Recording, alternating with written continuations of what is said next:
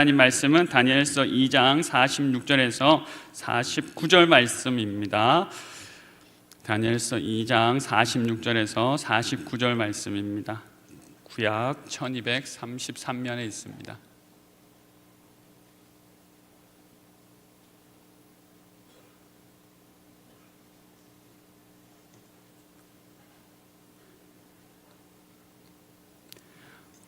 네, 우리 46절, 47절, 48절, 49절 말씀, 네 구절 말씀인데요. 오늘 첫날 우리 다 같이 네 구절 말씀을 합독하도록 하겠습니다. 함께 읽습니다. 이에 느부갓네살 왕이 엎드려 다니엘에게 절하고 명하여 예물과 향품을 그에게 주게 하니라. 왕이 대답하여 다니엘에게 이르되 너희 하나님은 참으로 모든 신들의 신이시오 모든 왕의 주제시로다.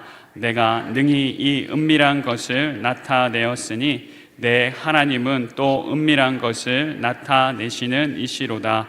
왕이 이에 다니엘을 높여 귀한 선물을 많이 주며 그를 세워 바벨론 온 지방을 다스리게 하며 또 바벨론 모든 지혜자의 어른을 삼았으며 왕이 또 다니엘의 요구대로 사드락과 메삭과 아벳느고를 세워 바벨론 지방의 일을 다스리게 하였고 다니엘은 왕궁에 있었더라. 아멘. 반드시 너희에게 무엇을 주시겠다고 하셨습니까? 축복을 주리라. 할렐루야. 오늘 이 방이 축복의 밤이 은혜의 밤이 될 줄 믿습니다. 예, 우리 옆 사람과 이렇게 인사하십시다. 잘 오셨습니다. 예, 잘 오셨습니다. 잘 오셨습니다. 예, 우리 구호 한번 할까요? 우리 오후 예배 때 어제 한번 연습했죠? 오늘 한번 하겠습니다. 구호 준비! 예, 제가 잘 준비가 안 됐네요. 다시 하겠습니다. 구호 준비! 좋은 삶을 넘어! 의정부 제일교회 화이팅! 화이팅! 화이팅! 할렐루야! 박수하겠습니다. 네, 오늘 그 첫날입니다. 오늘 들어오실 때에 노트 받으셨습니까? 예, 여기 노트가 이제 준비되어 있는데요. 한 손바닥만한 크기인 것 같아요. 제 손바닥 정도 되는 것 같은데 여기 모든 내용을 다 적으시라는 건 아니고요.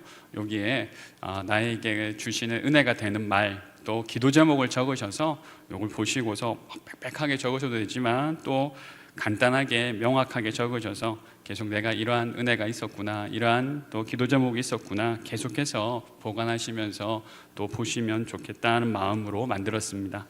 괜찮습니까? 네, 그렇게 예쁘게 또 만들었는데 이렇게 만드는데 우리 목사님들이 참 수고가 많았습니다. 이렇게 좀 감사드립니다. 잘 활용해 주시기를 부탁드리겠습니다. 오늘 말씀의 제목은 모든 신들의 신이시오라는 제목입니다. 모든 신들의 신이시오. 누가 모든 신들의 신이겠습니까? 맞습니다. 여호와 하나님께서 모든 신들의 신이십니다. 그 모든 신들의 신이 되시는 하나님께서 또 우리가 기도하길 원하시고 기도할 때에 주시는 은혜가 있다라고 말씀하시는데 그 은혜가 무엇인지 우리는 어떻게 기도해야 되는지 함께 살펴보고자 합니다. 우리 주일 말씀부터 시작해서 다니엘 말씀을 나누고 있습니다. 다니엘은 포로된 자로서 이제 택함 받고서 그래도 특별하게 대우를 받아서 이제 왕립대학에서 왕립학원에서 잘 또 수련을 받았습니다. 그리고 왕의 음식을 먹지 않았어도 채식만 먹고 물만 먹고서도 그 얼굴이 환하였고 지혜가 10배나 더하였기 때문에 이제 좋은 보직에 또 이르게 되었습니다. 그러니까 우리가 요즘도 좀 인기가 참 많죠. 우리말로 요즘 말로 하면 5급 극과 공무원이 됐어요. 5급 국가 공무원이 돼가지고 국가 공무원 5급을 뭐라고 부릅니까? 사무관이라고 부릅니까? 6급은 뭐라고 합니까? 네, 내일 알아보겠습니다. 네, 부르는 말이 다 있던데 아시는데 지금 안 가르쳐 주시는 거죠. 제가 꼭 조사해 오겠습니다.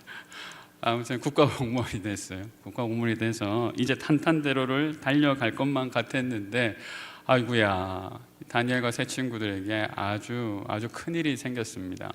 왜 그러냐면 오늘 다 읽지는 않았지만 2장 1절에 보니까 느부갓네살이 꿈을 꾸었어요. 우리 성경으로 한번 볼까요? 성경으로 2장 1절 보시면 느부갓네살이 다스린 지 2년이 되는 해에 느부갓네살이 꿈을 꾸고 그로 말미암아 마음이 번민하여 잠을 이루지 못한지라. 왕이 꿈을 꾸었는데 꿈 때문에 잠을 이루지 못하는 상황이 되었습니다. 그렇게 되어서 이제 그 왕은 이 꿈이 무엇인지 이제 해석을 해야 되는데 해석이 되지 않았습니다.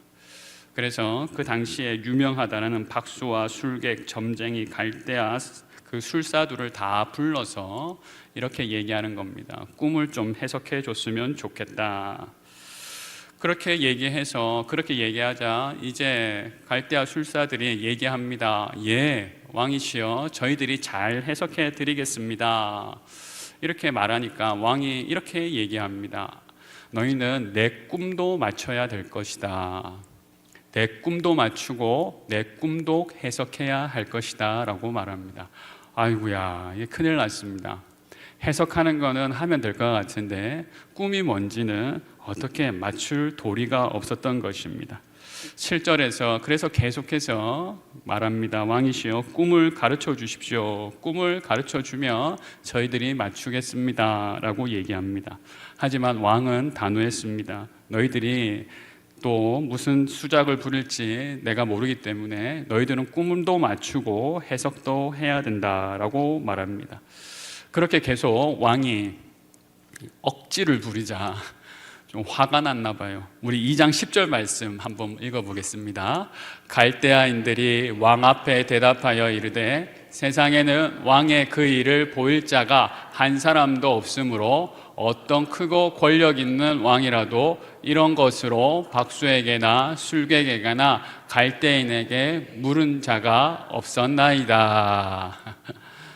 그러니까 왕이시여, 당신이 그렇게 묻는 일은 지금까지 한 사람도 그렇게 한 적이 없었고 어떤 왕도 어떤 권력이 있다 할지라도 그렇게 하는 사람은 한 사람도 없었습니다 라고 했습니다. 이 말을 듣고 왕이 이해를 했을까요? 아니면 화가 났을까요? 여러분, 우리 자녀들이 옆집에 있는 엄마랑 여러분을 비교하면 화가 날까요? 화가 안 날까요? 여러분, 화가 너무 나도 옆집에 있는 아이랑 우리 집에 있는 아이랑 비교하면 될까요? 안 될까요? 안 돼요. 비교하면 안 돼요. 아무리 그 당시에 가장 큰 나라의 왕이라 할지라도 이 갈대아인들이 어떤 왕도 그런 사람이 없었습니다 라고 이 비교법을 사용하자 왕이 더 크게 화가 났습니다. 그러니까 그렇게 말을 하면 안 되는 겁니다. 맞죠? 신하들이 지금까지 그런 것을 요구하는 왕이 없었다라고 말하자 너무 크게 화가 났습니다. 그래서 너희들 이제 이것을 못 맞추면 이제 너희들은 다 죽여버리겠다 이렇게 말합니다. 이 발단이 어디에 나왔습니까? 꿈에서 나왔습니다. 맞죠? 꿈에서 시작되어서 꿈을 해석해달라고 말했는데 근데 꿈을 해석해달라고 말한 게 좀 억지를 부리게 되었고요. 그 억지를 부리게 되자 결국에는 신하들까지 죽음 앞에 처하게 되고 죽음 앞에 처한 신하들도 번민하게 되었습니다. 그러니까 나의 번민이 남에게 전가된 거죠. 아빠의 불안이 자녀에게 전가된 거예요. 엄마의 불안함이 자녀에게 전가되는 거예요. 이게 오늘날 우리도 경험하는 거죠. 아버지가 밖에서 일을 하다가 사장님에게 좀 뭔가 나쁜 말을 들었어요. 좀 안 좋은 소리를 들었어요. 집에 오면서 당연히 들어가면서 대개 우리 남편들은 그렇습니다. 좀 알아주세요. 툴툴툴 털고 다 들어가려고 해요. 그렇지 않으세요? 그렇잖아요. 밖에서 다 해결하고 들어가려고 해요. 다 해결하려고 들어가려고 문을 딱 들고 들어가는데 그럼에도 불구하고 좀 남아있는 게 묻어있는 게 있을 수 있잖아요. 들어가서 약간 짜증이 났어. 안 그래도 기분이 안 좋은데 그날따라 아내가 좀 이상한 얘기를 해. 죄송합니다. 아내들이요. 그날따라 이상하게 뭐 트집을 잡아요. 그러면 화가 날까요? 안 날까요? 나죠. 이해해 주셔서 감사합니다. 그날따라 이상하게 아이들이 아빠 말을 안 들어. 그러면 화가 날까요? 안 날까요? 화가 안 납니다. 화가 납니다. 맞죠? 안 나면 안 되겠죠. 나는 게 정상이에요. 아니, 아빠가 그렇게 열심히 일하고 집에 들어왔으면 쪼르륵 나와가지고 인사해야지. 자기 방에서 탁 있어가지고. 우리 집 얘기 아닙니다, 여러분. 우리 집 얘기 아니, 그렇게 해야지. 근데 평소에 넘어갔는데 오늘 밖에서 안 좋은 일이 있었단 말입니다. 안 좋은 일이 있어가지고 와가지고 그러니까 더 화가 나는 거예요. 그러니까 평소에 잘 참고 있다가 이게 쌓이고 쌓였다가 버럭 하는 거죠. 마치 그거와 같아요. 그렇게 버럭하게 되면 아이들은 기분이 또 안 좋아요. 예, 그러니까 아빠의 밖에서의 기분 안 좋았던 것들이, 남편의 안 좋았던 것들이 아내에게로 또 자녀에게로 이렇게 전가가 되는 모습, 오늘날 우리에게도 있는 모습이라는 거죠. 바로 그러한 장면이에요. 느부갓네살 왕이 지금 꿈 때문에 지금 머리가 복잡해 죽겠는데, 그 복잡하던 일이 신하들하고 얘기하다가 복잡하다 보니까 자기도 이게 원래 그러려고 했는지 안 그랬는지 알 수 없는데 억지를 부리게 되고, 그 억지를 부린 그 일로 말미암아서 멀쩡히 가만히 있던 사람까지 이렇게 힘들어지게 된 것입니다. 우리 교회에는 그런 일이 없죠. 근데 세상에는 그런 일이 참 많습니다. 우리 가정과 기업에서 이런 일들이 종종 일어난다라는 것입니다. 이런 일이 발단된 것은 다시 말씀드리지만 꿈 때문이었고, 꿈이 꾸어졌는데 왜 그렇습니까? 그것이 해석이 되지 않기 때문입니다. 사랑하는 여러분, 여러분의 앞에 있는 모든 일들이 바르게 해석되는 복된 은혜가 있으시길 주님의 이름으로 축복합니다. 우리가 왜 복잡해지고 불안해집니까? 해석이 안 돼서 그래요. 해석이 잘 돼야 되는데 해석이 안 되면 불안해지고, 불안해지면 어떻게 됩니까? 폭력을 야기하게 됩니다. 이 폭군의 정치의 단면을 보여주는 바로 그러한 모습인데요. 오늘날에도 그런 것 같아요. 제가 국제 정치를 잘 모르기 때문에 구체적인 말씀은 잘 드리지 않겠습니다만, 오늘날에도 막 이런 모습이 거의 비슷하게 다 일어나는 것 같아요. 좋은 지도자는 예측 가능성이 있어요. 좋은 지도자의 하나의 특징은 여러 가지가 있겠지만 예측 가능해요. 좋은 리더는 예측이 가능해. 이맘때쯤 되면 이걸 하겠구나라는 것이 예측 가능하다라는 말입니다. 그런데 나쁜 정치인, 폭군은요, 예나 지금이나 한국사나 서양사나 동양사나 할 것 없이 보게 되면 폭군들은 예측 불가능해요. 요즘 말로 하면 지 마음대로 해요. 맞죠?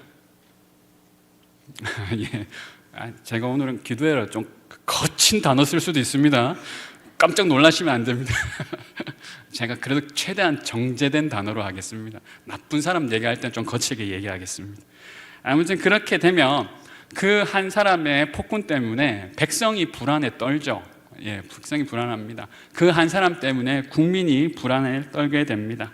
어제도 잠시 말씀드렸는데요. 안 그래도 세상이 예측 불가능해서 불안해 죽겠는데 지도자가 그렇게 예측 불가능하니 무엇보다도 그 곁에서 일하는 사람들은 죽을 마실 것입니다. 말이 되는 이야기를 해야지 그렇게 억지를 부려서 어떻게 되겠습니까? 그래도 왕이기 때문에 아무렇지 않은 걸 느끼지 못해요. 그게 왕이 그런 걸 알고 잘못됐다는 걸 알고 있다라면 문제는 되지 않는데, 안타깝게도 그렇게 하는 사람들, 폭군인 남편, 폭군인 아내, 폭군인 상사, 자기가 그렇게 하는 줄 몰라요. 그게 문제예요. 그게 지금 오늘날 우리 그리스도인들이 살아가야 할 형편이라는 것입니다. 그들은 절대 바뀌지 않습니다. 그렇기 때문에 우리의 과제는 그들이 바뀌었으면 하는 간절한 바람은 있지만, 그들과 있는 상황을 요즘 말로 하면 디폴트 그대로 가정을 하고 우리는 어떻게 거기서 살아야 하는가를 분명하게 알고 있어야 된다는 겁니다. 그들이 바뀔 거라고 기대하는 것은 너무 먼 얘기가 될 수가 있어요. 여러분이 때로는 교회에서 말씀을 들으면 속으로 이런 생각을 할 겁니다. 아이고, 목사님 정말 세상을 모르십니다. 그렇죠. 안 그런 척 하시죠 지금. 그래서 저 어떻게 세상을 다 알겠어요. 교회에서는 여러분 그건 알고 계셔야 됩니다. 교회에서는 세상을 살아가는 그런 해법, 매뉴얼을 다 드리는 건 아니에요. 원리를 말씀드리는 것입니다. 어디에 기초해서요? 하나님 말씀에 기초해서. 그래서 세상에서 바로 오늘 적용해야 될 1번, 2번, 3번을 다 가르쳐 드리는 것은 아닙니다만 분명하게 이 세상에서 그리스도인답게 살아갈 수 있는 그 방법에 대해서 말씀드리는 것입니다. 그렇기 때문에 우리 성경을 통해서 정치, 경제, 사회, 문화 이 부분에 있어서 외교에 이르기까지 분명하게 하나님 말씀이 적용될 수 있다라는 여러분들이 확신을 가지셔야 되는 겁니다. 이 확신이 없으시면 어떻게 되냐면 주일에 성도로서 살다가 평일에는 세상의 방법을 구하며 그렇게 살아갈 수밖에 없는 것입니다. 사랑하는 여러분, 주일에 하나님의 말씀이 평일에 여러분의 삶의 원리가 되시길 주님의 이름으로 축복합니다. 그렇게 사셔야 돼요. 그렇게 사셔야 됩니다. 주일날 예배할 때 하나님 말씀 보시고 아침마다 큐티할 때 하나님 말씀 보시고 오늘 남편들 거룩한 손을 들라고 큐티에 나오는데 드셨습니까? 이따 다시 물어보겠습니다. 기침으로 크게 대답하신 것 같은데 감사합니다. 너무 감사합니다. 거룩한 우리 아내들이요, 오늘 순종하란 말 나오던데 기분은 괜찮으십니까? 그게 삶의 원리가 되는 것입니다. 그게 삶의 원리가 되는 것이 이 세상 가운데 아무것도 변하지 않을 것 같지만 우리는 오늘 성경을 통해서 어떻게 살아가는지 우리가 함께 발견해 보려고 합니다. 이 세상은 여전히 결과 중심의 삶을 살아갑니다. 그 결과 중심의 삶이 왜 나쁜가? 목사님, 결과가 왜 나쁩니까? 결과 좋으면 좋지요. 저도 좋습니다. 과정을 무시한 결과는 인격을 모독하게 되고 생명을 경시하게 되고 폭력을 정당화하게 돼요. 다시 한번 말씀드립니다. 과정을 무시한 결과에 집착한 삶은 인격을 모독하게 되고 생명을 경시하게 되고 폭력을 정당화하게 돼요. 그럴 수 있지. 근데 그럴 수 없는 거거든요. 그렇게 해도 괜찮지. 아니요, 그렇게 하면 안 괜찮은 거거든요. 그런데 어느새 이 세상의 논리에 물들다 보게 되면 하나님의 말씀은 생명을 존중하라고 얘기했는데, 생명을 사랑하라고 했는데, 아니 교회의 목적이 이웃의 생명을 위한 것인데 어느새 우리도 거기에 동조하며 살아가고 있는 모습을 우리는 가끔 보게 되는 것입니다. 이렇게 결과 중심의 삶에서 우리는 벗어나야 됩니다. 의정부 제일교회 성도는 오히려 이 인격 모독의 시대에 인격을 존중하고 생명 경시의 시대에 생명을 존중하는 복된 교회 되길 간절히 소망합니다. 그러한 삶을 살아야 돼요. 교회의 가치는 하나님께 영광을 돌리고 또한 이웃의 생명을 구할 때 그때 교회의 가치는 하나님이 세우신 목적대로 이루어지는 것입니다. 우리가 지금까지 그렇게 했잖아요. 이러한 삶 가운데, 하지만 안타깝게도 그렇지 않은 이 세상 가운데 우리가 두려워해야 되는 것은 무엇입니까? 느부갓네살의 폭력입니까? 그럴 수도 있습니다. 지금 당장은 그게 너무나 힘든 일이에요. 국가 권력에, 아니면 기업에, 또는 가정에서도 심지어 그러한 폭력적인 일들이 일어나지 않습니까? 그런 것들에 대한 지금 피해를 입는 분들은 당장에 거기서부터 구원받아야 됩니다. 그런데 우리가 두려워해야 될 것은 내가 어느새 느부갓네살 왕이 되어 가는 것입니다. 내가 어느새 느부갓네살 왕이 되어 가는 것이. 깜짝 놀랐어요. 제가 아버지를 닮았더라고요. 뭐 당연한 얘기를 하고 있죠. 아이고, 아버지처럼 안 살아야지. 아버지처럼 안 해야지 했던 모습도 있거든요. 근데 어느새 제가 저희 아이들에게 옛날에 어디서 본 것과 같은 그런 말을 하고 있더라고요. 어디서 봤나 가만히 생각해 보니까 우리 아버지가 저한테 그러시네. 그때 그렇게 싫었는데 저 모습은 안 닮아야지 했는데 그게 저한테 와가지고 아버지한테, 제가 저희 아버지 흉보려고 그런 거 아닙니다. 흉보려고 그런 건 아니고 어느새 그러고 보니까 닮아가더라는 겁니다. 우리도 저 모습 안 해야지 했는데 어느새 닮아가는 모습이 있죠. 느부갓네살 왕, 지금 우리가 성경으로 보니까, 말씀으로 보니까 정말 나쁜 왕이네, 참 어이없는 왕이네 라고 하는데 세상을 살다 보면 어느새 내가 어쩌면 그 자리에 서 있을 수 있다는 것입니다. 그렇다면 우리는 어떻게 해야 되겠습니까? 이게 끊어야 되겠죠. 불안이 불안을 낳고 불안이 불안을 낳는 불안의 이 악순환의 고리를 끊어야 하는 것입니다. 오늘 이 밤에 우리의 불안의 악순환의 고리는 끊어지고 다시 은혜의 선순환이 일어나길 주님의 이름으로 축복합니다. 그렇습니다. 우리가 끊어야 되는 것입니다. 불안을 끊어야 됩니다. 우리 안에 은혜의 선순환을 이루어야 하는 것입니다. 그렇다면 어떻게 은혜의 선순환을 이루어가는 삶을 살아갈 수 있을까요? 첫 번째로는 모든 것을 아시는 하나님께 기도해야 합니다. 우리 한번 읽어볼까요? 모든 것을 아시는 하나님께 기도해야 합니다. 예, 너무나 잘 아시는 방법이죠. 모든 것을 아시는 하나님께 기도해야 되는 것입니다. 이제 바벨론에 있는 갈대아 술사들은 다 죽여버리겠다. 너희는 해석 못하면 이제 죽는다라고 이렇게 얘기했을 때 그 안에 다니엘과 세 친구가 다 포함이 되어 있었어요. 이 죽음은 단순히 갈대아 안에 있는 그런 술사들만을 위한 죽음이 아니라, 예비된 죽음이 아니라 이제 다니엘도 자칫하면 죽음을 맞이하게 되는 것이었습니다. 이렇게 죽음 앞에 서 있을 때 어떻게 합니까? 2장 18절 말씀을 우리 한번 읽어보겠습니다. 하늘에 계신 하나님이 이 은밀한 일에 대하여 불쌍히 여기사 다니엘과 친구들이 바벨론의 다른 지혜자들과 함께 죽임을 당하지 않게 하시기를 그들로 하여금 구하게 하니라. 아멘. 이 이야기를 먼저 다니엘이 듣고요, 어떻게 하느냐면 친구들을 모읍니다. 친구들을 하나냐와 미사엘, 아사랴를 모아가지고 이렇게 얘기합니다. 바벨론의 다른 지혜자들과 함께 우리가 죽임을 당하지 않게 하도록 우리 함께 기도하자. 사랑하는 여러분, 이 시대 가운데 불안의 고리를 끊는 유일한 방법은 우리가 함께 나와 하나님 앞에 기도하는 것인 줄 믿습니다. 예, 함께 나와서 기도하자. 함께 나와서 기도하자. 우리가 살 것이고, 기도할 때 우리가 살 것이고, 기도할 때 우리의 가정이 살 것이고, 기도할 때 우리의 자녀가 살 것이고, 우리가 기도할 때 이 나라와 이 민족이 살아가게 될 줄 믿습니다. 누가 기도할 때요? 우리가 기도할 때. 불안에 떨고 있을 때 사람들은 살아계신 하나님께 기도해야 될지 뭐 해야 될지 아무것도 모를 때 우리는 살아계신 하나님께 나와 기도해야 하는 것입니다. 그때 그 결과가 무엇입니까? 23절 우리 함께 읽어보겠습니다. 23절입니다.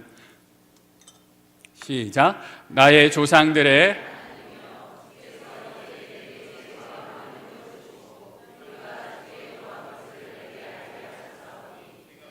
주께 감사하고 주를 찬양하나이다. 곧 주께서 왕의 그 일을 내게 보이셨나이다 하니라. 아멘. 하나님께서 지혜를 주시고 또 무엇을 주셨습니까? 능력을 주시고 우리에게 구한 것을 알게 하여 주셔서 하나님께서 이 모든 일들을 내게 보이셨느니라. 할렐루야. 우리가 기도할 때 하나님께서 주실 줄 믿습니다. 너무 간단한 원리죠. 기도하면 하나님은 들으시고 주십니다. 기도하면 하나님은 들으시고 주십니다. 기도하면 하나님이 들으시고 주시는 줄 믿습니다. 예, 그것이 분명한 원리입니다. 하나님께 기도하면 하나님 들으시고 주십니다. 이 밤에 우리를 긍휼히 여겨달라고 우리가 기도할 때에 2026년도에 또는 우리 평생의 일생에 우리를 향한 하나님의 은밀한 일을 보여주실 줄 믿습니다. 그것은 감추어진 일인, 우리의 노력으로는, 세상의 지식으로는 도저히 해석되지 않는 일인데 하나님께 기도할 때 하나님께서는 그것을 알게 하여 주십니다. 예측 불가능한 시대에, 불안이 불안을 낳는 이 시대에 우리의 방법은 기도하는 것입니다.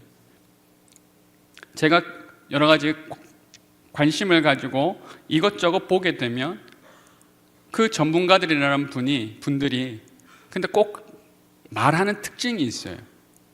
뭐 경제 프로그램을 보면 그렇습니다. 제가 가만히 유심히 보다 보면 뭐 끝맺음이 좀 이상해요. 여러분 그렇지 않습니까? 이렇게 하면 반드시 성공합니다 라고 하는 말을 들어본 적이 없어요. 하려면 하고 말라면 마십시오라는 거예요. 애매하게 얘기. 아이고 저분이 전문가 맞나 싶어도 그러면 양력을 가만히 보면 대단한 전문가예요. 저는 뭐 비교할 수 없는 공부를 하셔가지고 나름대로 정치에 경제에 많이 전문가예요. 그런데 앞으로 어떻게 되겠습니까? 라고 이렇게 물으면 애매모호하게 대답합니다. 아무도 모른다고 얘기하진 않은데 아무도 정확하게 안다고 얘기하지도 않는 것이 이 세상의 전문가들입니다.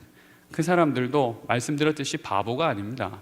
여러분, 그 사람들 너무 욕하면 안 돼요. 정말 공부 많이 한 분들이고 나름대로 이 세상에 있는 원리들을 잘 또 아는 분들이, 하지만 그들은 모르는 것입니다. 그들이 모르는 것을 안다고는 말할 수 없는 것입니다. 그 유일한 이 세상에 있는, 그리고 앞으로 이 세상에 있을 일들을 유일하게 아시는 분은 우리 아버지 하나님, 여호와 하나님 한 분뿐이신 줄 믿습니다. 그렇습니다. 우리가 기도해야 되는 이유가 거기에 있습니다. 하나님께 질문하십시오. 하나님께 질문하시면 하나님께서 응답하실 줄 믿습니다. 여러분, 하나님께 좋은 기도를 하십시오. 그럼 하나님께서 좋은 대답을 하나님께 주실 줄 믿습니다. 하나님께서 그런데 우리가 기도할 때 대답하지 않으신다라면 무엇을 바꾸면 되겠습니까? 여러분의 질문을 바꾸시면 돼요. 여러분의 질문을 바꾸셔야 돼요. 하나님, 이것 해야 되겠습니까? 이것 해야 되겠습니까? 기도했을 때 하나님 응답하시면 그거 하시면 됩니다. 그런데 이것 해야 되겠습니까? 저것 해야 되겠습니까? 기도할 때 하나님 응답하시지 않는다면 기도를 조금 바꿔보십시오. 하나님, 제가 무엇을 하길 원하십니까? 여러분, 질문을 바꾸셔야 돼요. 대답하지 않는다라고 계속 그렇게 하나님 앞에 대답하실 때까지 기다리겠습니다. 그것도 좋은 자세지만 그게 아니라면, 하나님께서 나에게 바꾸길 원하시는 게 있다라면 그것은 우리의 질문인 것입니다. 하나님 앞에 내가 원하는 것을 하나님께서 허락해 주시는 그런 기도 말고, 하나님께서 원하시는 것이 무엇인가 물을 때에 하나님께서 반드시 응답하실 줄 믿습니다. 하나님 앞에 모든 것 아시는 하나님께 기도할 때 우리는 불안의 고리를 끊어낼 수 있습니다. 두 번째, 우리 함께 읽겠습니다. 함께 읽습니다. 둘째, 영원한 하나님 나라의 모든 것을 걸어야 합니다. 그렇습니다. 우리가 걸어야 할 곳이, 걸어야 된다, 투자한다, 바친다, 이런 뜻입니다. 우리가 이 영원한 고귀한 우리의 생명을, 존귀한 생명을 걸어야 되고 바쳐야 하는 곳은 어디냐면 하나님, 이 땅에 있는 일시적인 나라가 아니라 영원한 하나님 나라의 모든 것을 바쳐야 하는 것입니다. 2장 28절부터 우리 30절 말씀을 우리 함께 읽어보겠습니다. 오직 은밀한 것을 나타내시리는 하나님이시라. 그가 느부갓네살 왕에게 후일에 될 일을 알게 하셨나이다.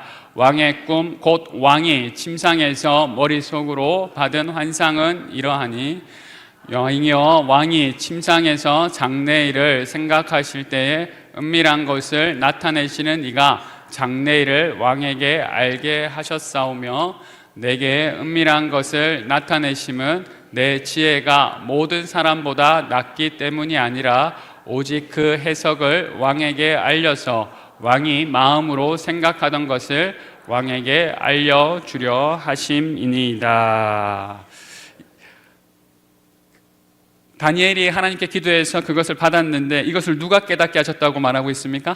하나님께서 깨닫게 하셨다. 내가 아니라 하나님께서 하셨다라고 그 출처를 분명하게 밝히고 있습니다. 사랑하는 여러분, 하나님께서 주신 것은 하나님께서 하셨다라고 말씀할 수 있게 주님의 이름으로 축복합니다.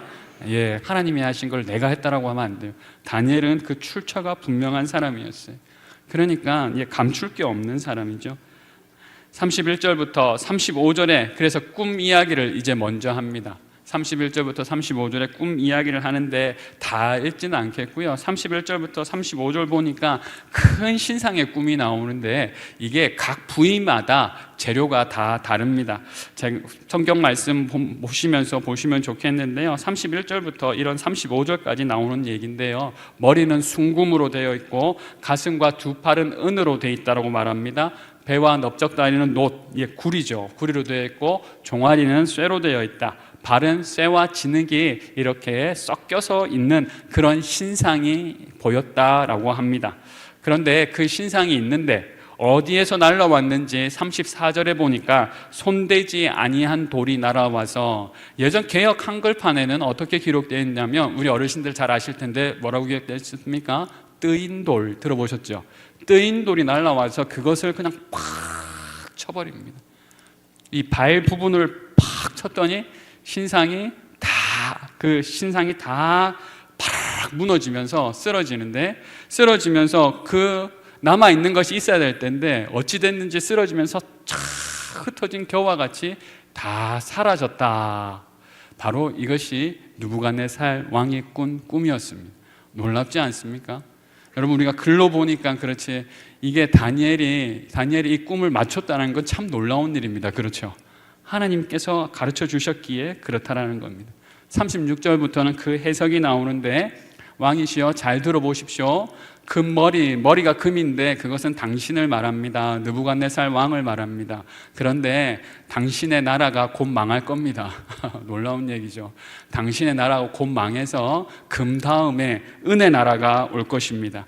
당신의 그 은혜 나라는 곧 망해서 구리, 동의 나라가 올 겁니다. 당신의 그 나라도 또 망해서 철의 나라가 올 겁니다. 철의 나라가 또 망해서 둘로 갈라질 것입니다 라고 이렇게 해석을 합니다. 사실상 이 해석은 그대로 이루어지는데요, 금의 나라는 이제 그 느부갓네살 왕이 지금 지배하고 있는, 다스리고 있는 바빌로니아라는 왕입니다. 은혜 나라는 그 다음에 이어지는 메데라는 나라고, 노세 나라는 성경에서는 바사, 역사에서는 페르시아라고 알려진 나라입니다. 네 번째 나라는 그리스라는 나라인데 헬라죠. 이 나라가 또 둘로 나뉘어지게 됩니다. 이 둘로 나눠진 나라가 이제 혼인 정책을 통해서 이렇게 섞이려고 하지만 섞여지지 않습니다. 그 재료가 섞여지지 않는 것과 같습니다. 이 그리스라는 나라, 헬라라는 나라의 특징을 보게 되면 그 나라는 이런 혼합 정책도 썼고요, 더불어서 신이 많은 나라입니다. 그리스 로마 신화 아시죠? 근데 그 신들의 특징이 뭐냐면 사람들이 만든 신이라는 겁니다. 신의 나라인데 그 신의 나라의 특징은 사람이 만든 신이다라는 겁니다. 그리스 로마 신화를 보면 참 희한한 신이 많습니다. 신이 사랑도 합니다. 아니, 자기들끼리 사랑을 해요. 그런 신의 모습이 나오고, 또 사랑도 하다 보니까 사랑을 하면 반드시 따르는 게 뭡니까? 질투. 질투가 납니다. 질투를 하게 돼요. 참 신이 질투도 하다니. 그리고 참 놀라운 일이 일어나는데 신이 실수도 합니다. 이렇게 신의 모습, 신 같지 않은 신들이 많은 나라에 뜨인 돌, 손대지 않은 돌이 나와서, 손대지 않았다는 것은 사람이 만든 돌이 아니다라는 뜻입니다. 그러니까 사람이 만든 돌이 아닌 하나님이 만드신 돌이 나와서 그것을 다 부셔버리는 것입니다. 그리고 그 나라는 계속해서 세대와 세대를 거듭해서 더욱더 왕성해 간다라는 그런 해석을 하고 있는 장면이 우리가 읽은 본문의 그 앞부분에 있는 장면입니다. 이 해석을 느부갓네살 왕이 듣게 되는 것입니다. 무슨 말씀을 드리고자 하냐면, 사람의 나라는 세대와 세대를 거듭하면서 그 왕조가 지속되지도 못해요. 사실 그 다음에 동시대에 로마라는 제국도 있었고, 그거보다 더 큰, 세계에서 가장 큰 영토를 가지고 있던 몽골이라는 제국도 있었지만, 지금은 그 제국의 영역이, 몽골이라는 나라는 여전하지만 그 영토는 다 사라지고 없습니다. 영원한 나라는 없습니다. 계속해서 그러한 제국들의 모습이 와서 팍스 로마나에서 어느새 팍스 아메리카나까지 왔지만 그러한 모습이 영원한 나라는 없습니다. 다시 말씀드리면 영원한 나라는 오직 하나님 나라만이 있을 줄 믿습니다. 하나님 나라만이 영원한 줄 믿습니다. 여쭈겠습니다. 여러분, 그렇다면 어디에 목숨을 거시겠습니까? 이제 우리가 선택해야 돼요. 이렇게 설명하는 것은 어디에 목숨을 걸라라고 하는 말이겠습니까? 영원한 것에 목숨을 걸라라는 겁니다.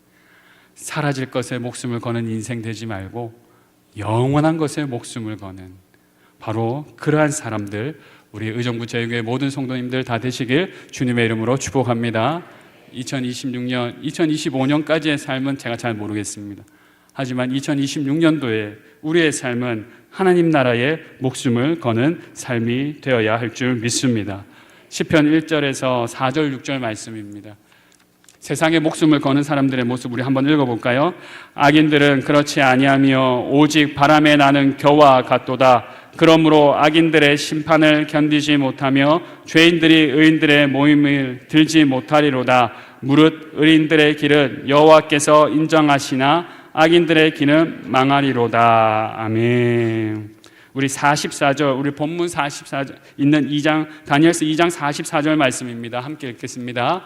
이 여러 왕들의 시대에 하늘의 하나님이 한 나라를 세우시리니 이것은 영원히 망하지도 아니할 것이요 그 국권이 다른 백성에게로 돌아가지도 아니할 것이요 도리어 이 모든 나라를 쳐서 멸망시키고 영원히 설 것이라. 아멘. 흥망성쇠가 없는 나라, 그 나라가 하나님 나라입니다. 그렇다면 저 같으면 이 나라의 공무원도 너무 좋지만 또한 더불어서 어쩜 더 먼저 하나님 나라의 공무원이 될 수만 있다면 되기를 원할 것입니다. 사랑하는 여러분, 하나님 나라의 좋은 일꾼 되시길 주님의 이름으로 축복합니다. 그러기 위해서 여러분에게 권면드리고 싶습니다. 사랑하는 여러분, 이기적이 되십시오. 여러분, 적어도 신앙에 있어서는 여러분이 이기적이 되셔야 돼요. 삶에서 말고, 타인에게 말고 여러분 자신에게 이기적이 되십시오. 이기적이란 말은 다름이 아니라 여러분 자신을 위한 선택을 하란 말씀입니다. 여러분 참 이기적이시죠? 여러분 자신을 위해 선택을 하지 않으시고 지금까지 항상 여러분 자녀를 위한 선택을 하셨잖아요. 여러분 자녀를 위한 선택을 하시는 게 얼마나 이기적인 삶인지 아세요? 내 자녀를 위해서 최선을 다하는 삶을 살면서 때로는 그 삶을 다 살아가기 위해서 많은 것들, 다른 사람들, 우리가 그래야만 하지 않아야 되는 거 다 알지만 그렇게 살아오신 부분들도 있으시죠. 그런데 이제 그 삶이 아니라 여러분 자신을 위해서 여러분이 정말 좋은 거 선택하셨으면 좋겠어요. 여러분 자녀를 위한 선택뿐만이 아니라 여러분 자신을 위해 정말 좋은 거 선택하셨으면 좋겠습니다. 내 자신을 위해서라면 이제 유기농 라면 좀 드시고 콜라 그만 좀 자수십시오. 여러분 자신을 위해서라면 독서 좀 하시고 더 이상 취미생활 하시는데 열중하지 마시길 바랍니다. 여러분 자신을 위해서라면 교회 좀 나오시고 다른 데 좀 제발 좀 가지 마세요. 그게 여러분을 위해서라는 건가요? 여러분 자신을 위해서 선택을 하셔야 되는데 왜 그렇게 선택을 안 하시는지 모르겠어요. 몰라서 그럴까요? 아니요, 몰라지 않으세요. 여러분을 위해서 무엇을 잡수셔야 되는지, 지금 내가 무엇을 읽어야 되는지, 지금 내가 어디로 가야 되는지 우리는 이미 잘 알고 있습니다. 그런데 머리로 아는데 뭐가 안 시켜요? 가슴이 안 시켜요. 사랑하는 여러분, 가슴이 시킬 때까지 기다리면 늦습니다. 여러분, 머리로 아는 것을 실천하실 수 있게 주님의 이름으로 축복합니다. 여러분 계속 가슴 뛰는 거 기다리시죠? 하나님 은혜 받으면 막 가슴 막 뛰어요. 그 경험 있으세요? 제가 요번 다음에 얘기해 드릴게요. 제 가슴 뛰었던 이야기. 근데 가슴이 날마다 뛰면 어떻게 됩니까? 병원 가야 된대요. 가슴이 날마다 뛰면 병원 가야 돼요. 여러분 집에 있는 사람 보면 가슴이 뛰십니까? 뛰시길 기도드립니다. 날마다 뛰면 근데 안 된대요. 날마다 뛰면 안 돼요. 하나님 앞에 나왔는데 날마다 가슴 뛰기만 바라시면 안 돼요. 여러분께서 말씀 보시면 그 말씀대로 아시는 대로 실천하실 수 있게 주님의 이름으로 축복합니다. 영원한 하나님 나라 우리 지금 다 몰라요. 그런데 우리 읽었잖아요. 우리가 지금 들었잖아요. 그러면 어느 나라에 서야 되는지, 우리가 줄을 서야 되는지 분명하잖아요. 하나님 나라에 줄 서시는 우리 모든 성도님들 되시길 주님의 이름으로 축복합니다. 지금 그 줄에 서 계십니까? 너무 잘하고 계세요. 불안해하지 마세요. 옆에 보니까 옆 사람들 좀 더 잘 나가는 것 같고 잘 되는 것 같잖아요. 그래서 한번 바꿔볼까? 제가 차선 바꾸니까 더 막히더라고요. 바꾸지 마세요. 지금 줄 잘 서고 계시니까 하나님께 줄 섰다면 그대로 줄 서서 전진하시길 주님의 이름으로 축복합니다. 이거 왔다 갔다 하면 안 됩니다. 그러면은 인생이 잘못돼요. 꼬이기 시작합니다. 세 번째입니다. 우리 마지막으로 한번 읽어볼까요? 함께 읽겠습니다. 불안한 세상에 하나님의 은밀한 계획을 전해야 합니다. 아멘. 그렇습니다. 기도하시고 영원한 하나님의 줄 서시고, 그럼 이제 내가 하나님 나라의 원리를 알게 되잖아요. 그 원리를 알게 되었다라면 다니엘과 같이 느부갓네살 왕에게, 무지한 사람에게, 아니 권력은 좀 있는데 아무것도 모르고 세상 아무것도 모르는 사람한테 이제 이 세상의 원리를 가르쳐 주어야 한다는 것입니다. 47절 말씀입니다. 함께 읽어보겠습니다. 왕이 47절 말씀입니다. 왕이 대답하여 다니엘에게 이르되 너희 하나님 참으로 모든 신들의 신이시오 모든 왕의 주제시로다. 내가 능히 이 은밀한 것을 나타내었으니 내 하나님은 또 은밀한 것을 나타내시는 이시로다. 아멘. 그렇습니다. 하나님께서 다니엘에게 은혜를 주셔서 은밀한 일을 말했고, 그 은밀한 일을 느부갓네살 왕에게 말하자 느부갓네살 왕이 그 앞에 그렇게 폭군이었고 불안에 떨었고 불안을 전가하는 사람이 갑자기 하나님을 찬양하기 시작합니다. 하나님, 너희의 왕이 왕 중의 왕이다, 신 중의 신이다. 사랑하는 여러분, 우리가 하나님 나라를 전할 때에 세상이 하나님을 찬양하게 될 줄 믿습니다. 세상이 하나님을 왜 찬양하지 않습니까? 잘 몰라서 그렇습니다. 조금 더 냉정하게 말하면 우리가 아직도 계속해서 복음을 전해야 하기 때문입니다. 왕은 꿈의 해석을 듣고 결국 자기 나라도 망할 것이라는 것을 들었습니다. 그런데 하나님을 찬양해요. 참 희한하죠. 우리가 복음을 전할 때 어떻게 합니까? 여러분 죽습니다 그래요. 여러분 죽습니다 그래요. 여러분 그 가만히 있으면 이대로 똑바로 가면 여러분 영벌에 처하게 됩니다. 이렇게 소식을 전합니다. 그런데 그 영벌이 아니라 예수님 믿으면 이제 영생을 살게 됩니다 라고 전하면 사람들이 어떻게 얘기합니까? 할렐루야 얘기하는 것입니다. 우리가 전해야 되는 것은 하나님 나라 아닌 것은 망한다라는 겁니다. 느부갓네살은 왕은 그것을 다 알았는지 몰랐는지 다 알 수는 없지만 하나님의 나라를 전할 때에 그가 하나님을 찬양하는 모습을 우리는 보게 되었습니다. 그리고 한 가지, 그가 찬양할 수 있었던 것은 무지의 고통은 그만큼 괴롭다라는 것을 우리는 알게 되는 것입니다. 그게 망하는 것인 걸 알게 되었지만 그것이 망하는지 모르는 것보다 더 낫다라는 거예요. 이게 좀 어려우십니까? 망하게 되는 걸 알게 되는 게 망하는지도 모르고 사는 것보다 더 낫다라는 거예요. 그때에 기회가 주어지는 거예요. 왜 사람들이 지금 저렇게 살아가는 줄 아십니까? 자기들이 망할 줄 몰라서 그렇게 사는 거예요. 망하는 걸 알면 그렇게 살지 않아요.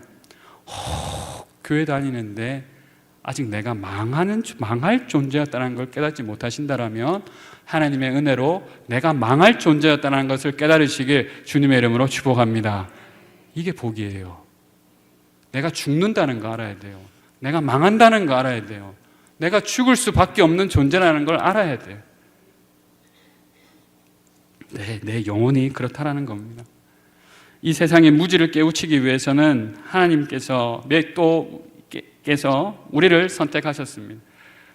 이 세상의 무지를 깨우치기 위해서 여러분과 저를 하나님께서 깨우치셨습니다. 지금 여러분 곁에 서 있는 느부갓네살 왕은 누구십니까? 여러분 곁에서 하나님을 알아야 할 사람, 우리의 마지막이 어떻게 된다는 것을 알아야 할 사람은 누굽니까? 우리의 부모님입니까? 자녀입니까?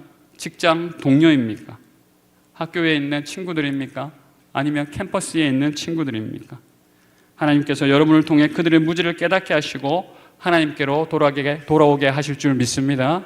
여러분은 그 도구로 주님께서 택하신 하나님의 존귀한 도구인 것입니다. 우리 48절 49절 말씀을 마지막으로 함께 읽겠습니다. 함께 읽습니다. 왕이 이에 다니엘을 높여 귀한 선물을 많이 주며 그를 세워 바벨론 온 지방을 다스리게 하며 또 바벨론 모든 지혜자의 어른을 삼았으며 왕이 또 다니엘의 요구대로 사드락과 메삭과 아벳느고를 세워 바벨론 지방의 일을 다스리게 하였고 다니엘은 왕궁에 있었더라. 아멘. 하나님께서 이 놀라운 도구로 사용하고 택하신 다니엘과 그의 세 친구의 모습을 보니까 풍정등화와 같이 오늘 어쩌면 죽을지 내일 어쩌면 죽을지 모르는 그 인생에서 하나님께서 세상으로부터 은혜와 긍휼을 입게 하시고 이렇게 존귀한 왕궁의 일꾼이 되게 하셨습니다. 사랑하는 여러분, 여러분의 삶을 저는 다 알 수 없지만 지금 이 순간에 하나님 앞에 분명하게 내 인생을 드릴 때에 하나님께서 여러분을 존귀하게 여기시고 세상 가운데서도 존귀하게 여김받는 복된 사람들, 어제도 좋았지만 내일은 더 위대한 삶을 살아가는 위대한 삶의 주인공이 되게 하실 줄 믿습니다. 그렇게 살아가시는, 그 삶을 기대하시며 살아가시는 이 땅의 증인들 다 되시길 주님의 이름으로 축복합니다.